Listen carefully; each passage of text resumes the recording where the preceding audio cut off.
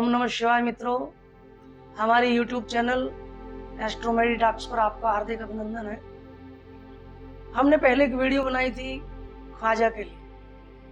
ख्वाजा यानी कि जल के देवता, जिसको कुछ लोग इंद्र भगवान भी कहते हैं, कुछ लोग अलग अलग नामों से, सिंधी लोग इनको झूलेलाल भी कहते हैं और कुछ लोग इनको अलग अलग नामों से पुकारते हैं।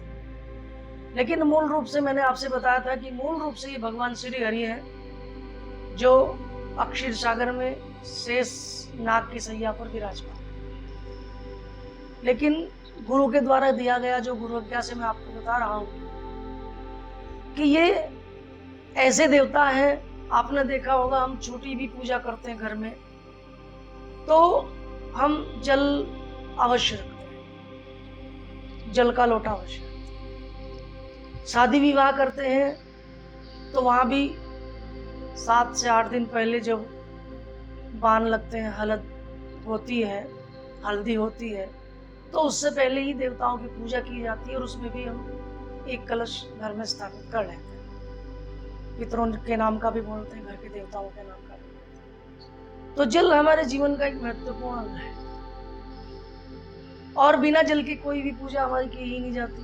हर पूजा में जल अनिवार्य है और तंत्र में तो जल का इतना महत्व है कि कोई भी हम तांत्रिक साधना करते हैं, कोई भी साधना करते हैं, उन सबों में सबसे पहले जो आज्ञा ली जाती है वो जल के देवता की ली जाती है, फिर ग्राम के देवता की ली जाती है और फिर उसके बाद हम उसको गुरु आज्ञा से शुरू करते हैं। तो इस तरह का एक विधान है। जल के अंदर सब कुछ समाया जा सकता है। जैसे हमने कोई सिद्धि कर ली और उस सिद्धि को कोई पात्र ऐसा नहीं मिला जिसको हम दे सके, तो कुछ लोग क्या करते थे, मरने से पहले उस सिद्धि को, उस देवता को जो सिद्धि उसके पास थी, उसको जल को समर्पित कर देते थे। आज भी लोग करते हैं। इसके अलावा भी आपने देखा होगा, आप किसी जलाशय पे चले जाइए, आप किसी नदी नहर के पास चले जाइए तो वहां पर आपको देखा होगा, आपने तरह तरह की चीजें वहां पड़ी हुई मिलेंगी। कहीं चुनरी होगी, कहीं कुछ और सामान पड़ा होगा, कहीं दालें पड़ी होंगी, कहीं नारियल पड़ा होगा, कहीं कोई मटकी पड़ी होगी। इस तरह की चीजें आज भी लोग जल के अंदर, दरियाओं के अंदर समझते हैं। क्यों? क्योंकि दरियाव जो है, जल का जो देवता है, वो सबको अपने अंदर समाहित कर लेता है। इतनी बड़ी ताकत इसके अंदर है और जल के अंदर इतनी भी बड़ी ताकत है कि जितना भी ब्रह्मांड है वो सारा का सारा, जब हम कलश की पूजा करते हैं तो कलश की पूजा में भी हम इसको एज ए ग्लोब के रूप में हम कलश को रखते हैं, यानी कि पूरे ब्रह्मांड के रूप में रखते हैं।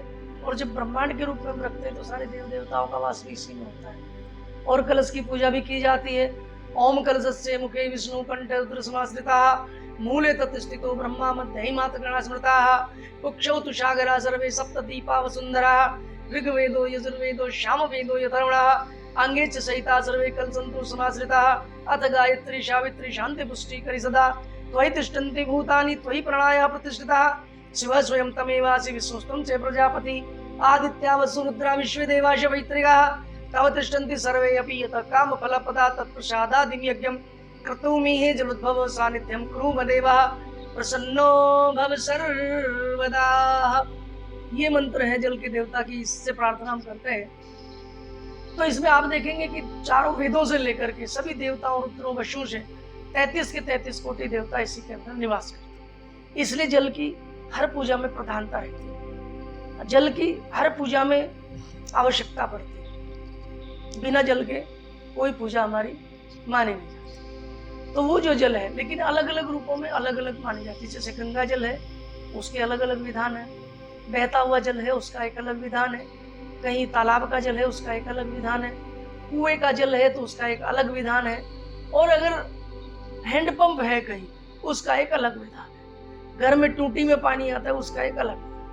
तो अलग अलग रूपों में, अलग अलग चीजों में हम जल की पूजा करते रहते हैं। तो जब हम जल देवता की साधना करते हैं तो ये समझ लो, अगर ये साधना किसी ने कर ली, ये साधना अगर किसी की संपूर्ण हो गई, तो फिर इस ब्रह्मांड के अंदर जितने भी देवी देवता हैं, उन देवी देवताओं को आप अपने पास बुला सकते हैं, उनसे आप अपने काम करा सकते हैं। लेकिन मीडिएटर उसमें सब जल के देवता ही रहते हैं, ख्वाजा ही रहते हैं। मैंने भी ये साधना की, मेरे गुरुदेव ने मुझसे ये साधना कराई थी और बहुत ज्यादा समय भी नहीं लगा था। मैंने कहा था कि अगर गुरु प्रसन्न है, गुरुदेव अगर प्रसन्न है तो आपके हाथ में हाथ पकड़ा देते हैं सिद्धि का। और उन्होंने, मैं गया और ऐसी मन में इच्छा थी कि गुरुजी मुझे भी ये सब सीखना है, तो मैं उनके पास गया और उन्होंने बिना कुछ कहे मेरे मन को पढ़ लिया और उन्होंने कहा कि चल आज मैं तेरे को जल के देवता की साधना करूं। तो मैं उनके साथ गया, जल की हाजिरी जो दी जाती है वो लेके गया। उन्होंने मेरे से हाजिरी दिलवाई और कहा जा तेरे को ये सिद्ध हो गए। तो ऐसी गुरु की महिमा है, ऐसी गुरु की कृपा हुई। मैंने समझा, घर आ गया, मन थोड़ा विचलित था, व्यथित था, अरे ऐसे कैसे हो गया, गुरुजी ने कह दिया, लेकिन मन में एक विश्वास था, गुरुजी ने कहा तो ये पूरा ही। तो तब जैसे जैसे उन्होंने बताया था मैंने वो सब किया और करने के बाद अगले दिन वैसे जैसे वो करते थे, मैंने एक बच्चे को बैठाया, बोतल में पानी भरा, आह्वान किया, तो वास्तव में वो बच्चे उसके अंदर देख करके सारी बातें उनसे करने लगा और उसको आवाज भी आती थी, बात भी करता था। फिर दुनिया के किसी भी देवता का हमने आह्वान किया, किसी भी आत्मा का आह्वान किया तो वो आत्मा वहां आई और उस बच्चे से उसने बाकायदा बात की। आज भी मैं करता हूँ इन सब चीजों को, आज भी वो सिद्धि मेरे पास है। तो गुरु आज्ञा से ही मैं जल के देवता की आराधना के बारे में मैं आपसे बात कर रहा हूँ, आपको बता रहा हूँ कि अगर आपने जल के देवता की आराधना कर ली तो फिर हमें किसी और सिद्धि की, किसी और देवता की आराधना करने की आवश्यकता नहीं। क्यों? क्योंकि इसमें राजसिक, तामसिक, सत्वगुण, तमोगुण, रजोगुण सब इसी के अंदर है, सब कुछ इसी में समाहित हो जाता है, क्योंकि सब कुछ यहीं से निकलता है और यहीं पे ही समाप्त हो जाता है। तो इसके अंदर इतनी बड़ी पावर है, इतनी बड़ी ताकत है। तो इसकी साधना करनी कैसे है, मैंने आपको इसका परिचय पहली वीडियो में दिया था।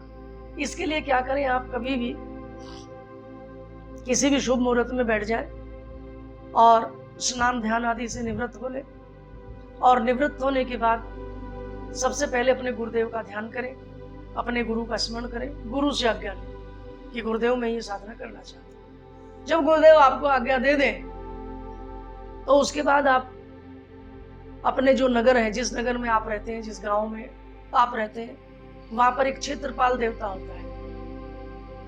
क्षेत्रपाल देवता पर जाएं, उसका जो भी सामान अलग अलग क्षेत्रों में अलग अलग होता है वो लेकर के जाए, धूप दीप लेकर के जाए, उनसे प्रार्थना करें कि हे ग्राम देवता, हे क्षेत्रपाल देवता, मैं ये सिद्धि लेना चाहता हूँ, करना चाहता हूँ, इसमें किसी तरह की कोई बाधा ना आए और आप इसमें मेरी सहायता करें और आप इसमें सिद्धि करने में आप मेरी जो है सहायता करें और किसी भी तरह का कोई अगर विघ्न आता है तो आप इसको दूर।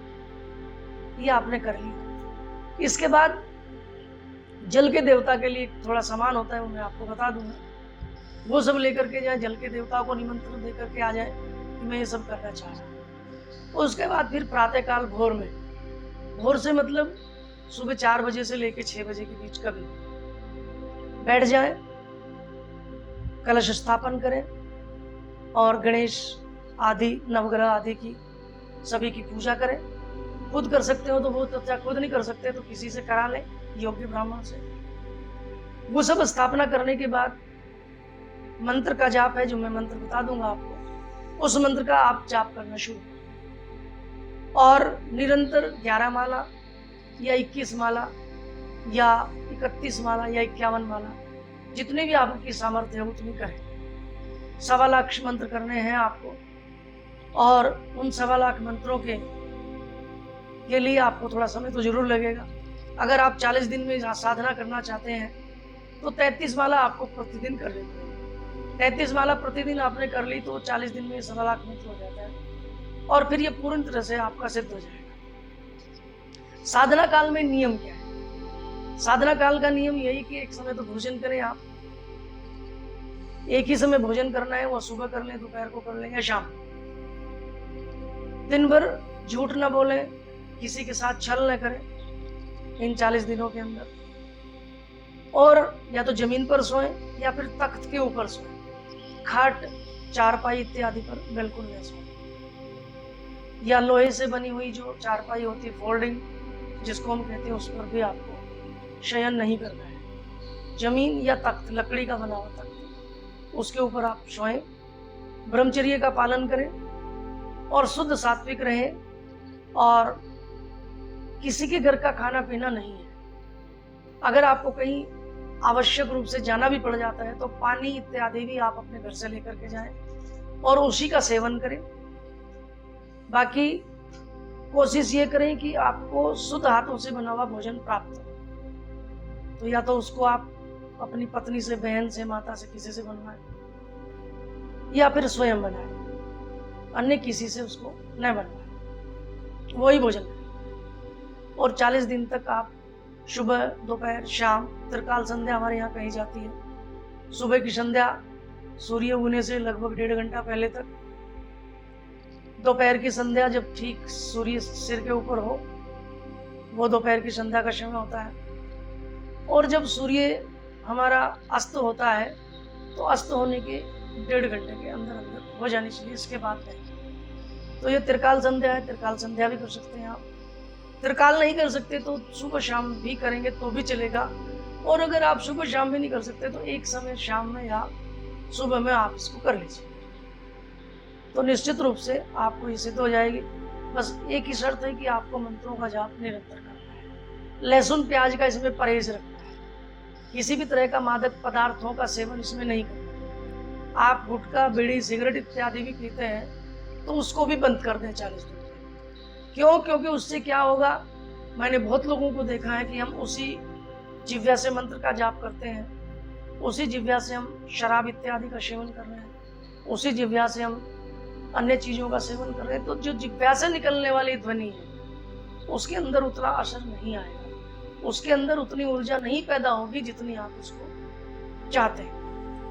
तो मेरा तो मानना यही है कि आप इसको बंद कर दें और इसके बाद आप अपनी साधना शुद्ध सात्विक रूप से करें। और प्रतिदिन गंगा जल का सेवन जरूर करें। नहाने के पानी में भी गंगा जल का इस्तेमाल करें।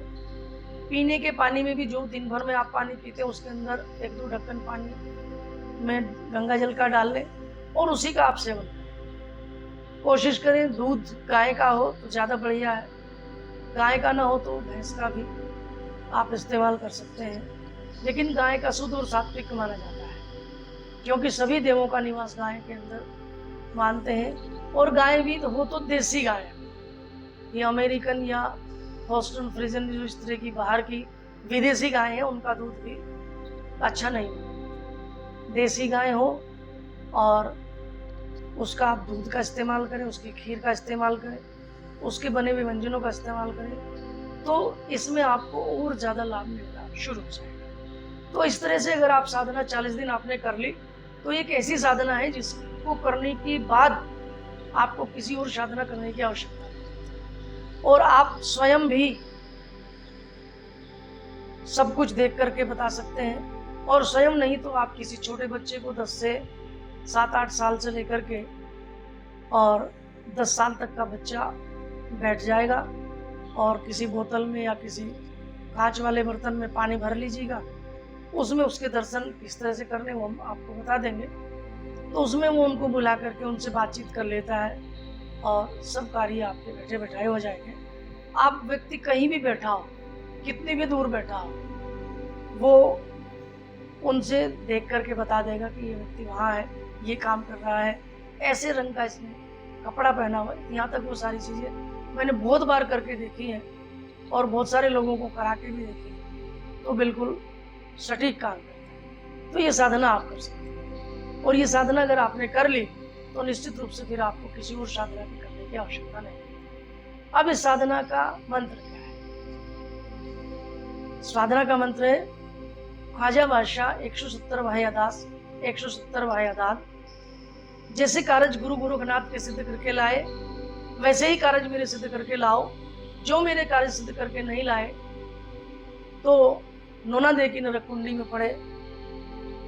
मेरे गुरु की दुहाई और दुहाई शंकर भगवान। बस इतना सा मंत्र है, आप इसको कर लीजिएगा। करेंगे तो आपको निश्चित रूप से इसका लाभ मिलेगा और इसका लाभ इतना मिलेगा कि आप घर में बैठे ही कहीं भी किसी का भी हाल देख सकते हैं, किसी का भी हाल जान सकते हैं, किसी के बारे में भी सब कुछ आप इसमें प्राप्त कर सकते हैं। ये सीधा सीधा दिव्य दृष्टि आपको खोल देगा और आपका जो अज्ञा चक्र है ये खुल जाता है। इससे वो सारी चीज़ें हमारी होने शुरू हो जाती हैं। इसी के साथ ही सबको मेरा प्रणाम और आपसे निवेदन कि हमारे चैनल को लाइक करें, सब्सक्राइब करें और शेयर करें। धन्यवाद।